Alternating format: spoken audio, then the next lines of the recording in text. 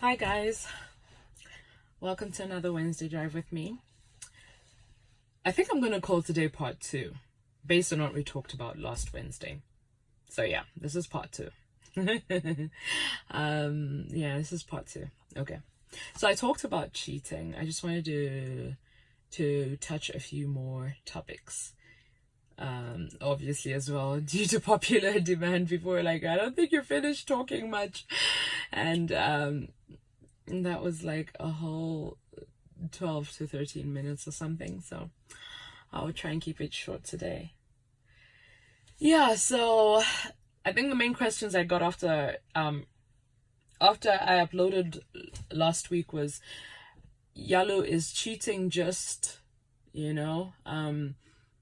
it just physical, or can you actually also define it as, can you define cheating as well as, can it also be defined rather as chatting to someone you're not supposed to chat to and stuff? And the answer is yes. I think most people think cheating is bumping uglies. Listen, I don't know why bumping uglies came to my mind, but yeah, that's what we're dealing with right now. But cheating is not just bumping uglies, okay? Cheating is, if you know that you can't talk to someone or do something with someone in front of your partner that you're committed with, that's cheating. Okay? So if you know for a fact that you're chatting to someone on your phone and your partner sees that, you can't let your partner see that, you're cheating. You're doing something that you obviously can't do in front of your partner with someone else, that is cheating. Okay? So cheating is doing if you're in a relationship and you're doing something or saying something to someone that you know you can't do or say in front of your partner, that is cheating. You're showing a certain side to you that you know your partner wouldn't be happy with. So you do it secretively or whatever, so that your partner doesn't find out or can't see it or whatever. That is cheating. So yeah, cheating is not just bumping uglies. It's I find, it's so unfair when I have a friend, especially I have a friend, I don't know why I'm saying especially, but anyway, my mind is focus. I have a friend, right? And she wants to get out of her marriage right now. She opened up to me and she said, you know what? There's so much going on with my husband, and he hooked up with a friend of mine, and it's just blown into this whole thing that we fight about. I've told him to stay away from my friend. You know what? First things first. Actually, let me talk about this friend and spouse business. First things first.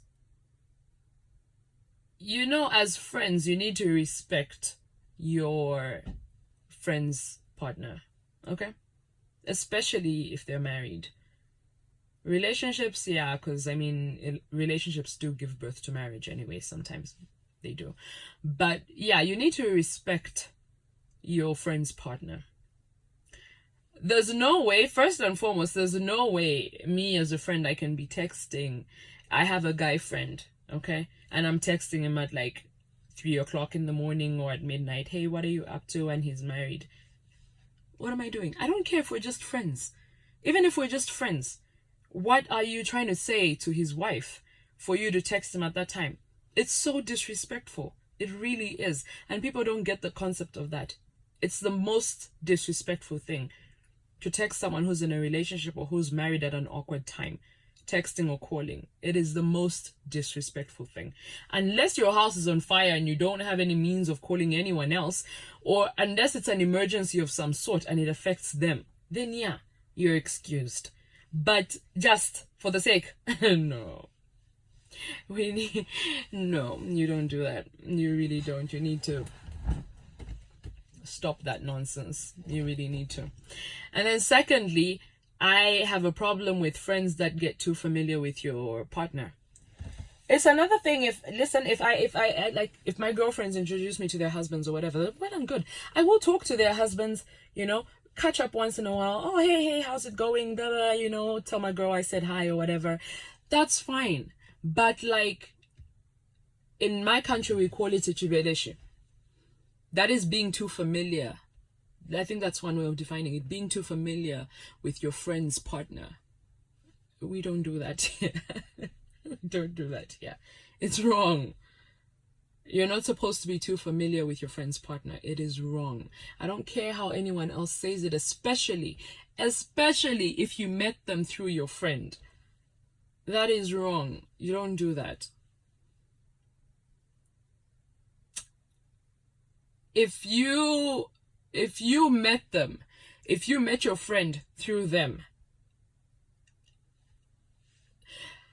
there's a little bit of an allowance allowed, yes, but even then there has to be a limit, because you have to understand that there's a relationship there that's going on, and you don't involve yourself in that, or you don't come out to be the third party or come out as interfering or anything like that.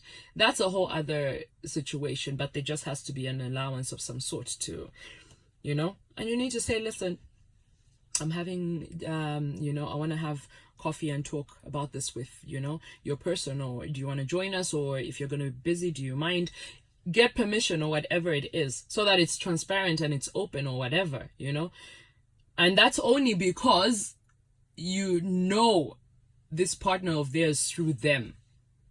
But if you know their partner through your friend, no. I don't know if I'm making sense. Let me say that again. It's okay if okay, I'm a woman, right?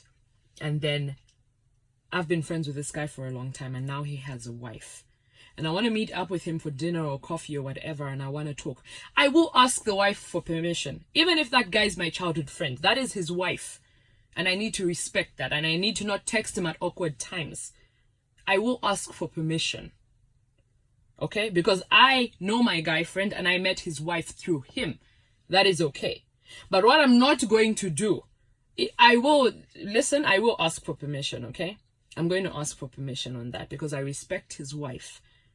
I don't care if I've been friends with him for the longest time, or he's my brother or something. I'm still going to ask for permission from his wife. I'm not just going to meet up with him on the side. I'm really not. Not in today's age. Okay? Now, the other one that I'm not tolerating is me having my girlfriend, okay? And then I'm going to the side to meet up with her husband. I met that husband through her. What is that? Help me understand. What is that? Do you have any right? No, you don't. Ask for permission for what? Why are you actually so close to him when you met him through your girlfriend? For what? So you need to understand, and you need to be very respectful of people's relationships. So that's what I was telling her as well. I said this, and why are you calling this person a friend when this friend can actually do this to you? Like, why is she messing around with you? It just gives birth and opens rooms to people disappointing you. That's why they say people disappoint you in life, your friends, your family. A human being can disappoint you, because at the end of the day, we're all human. The only person that probably will never disappoint you is God. That's it. But every human being can disappoint you. So you need to actually limit that disappointment by keeping certain stuff away. Not everyone needs to know your business. Even when you're having problems with your partner, don't tell your girlfriends everything. There's just some things. Yeah, there's some things that you want to vent about or whatever. That's okay. You can vent once here, there. It's okay. But I think we all have that one best friend maybe that knows everything that's going on, and that person has got your back and knows your deepest, darkest secrets or whatever. There's only usually one of those. I get that. I really get that. But if you have 4 best friends or 5 best friends or whatever, you're not going to tell each and every one of them what's going on in your relationship or something. No, you don't. You just don't. It's as simple as that. In any case, some people actually deal with these things on their own. or they'll deal with it internally, maybe with their sibling or something. They'll rather talk to their sibling about it than talk to their friend about it, which is okay.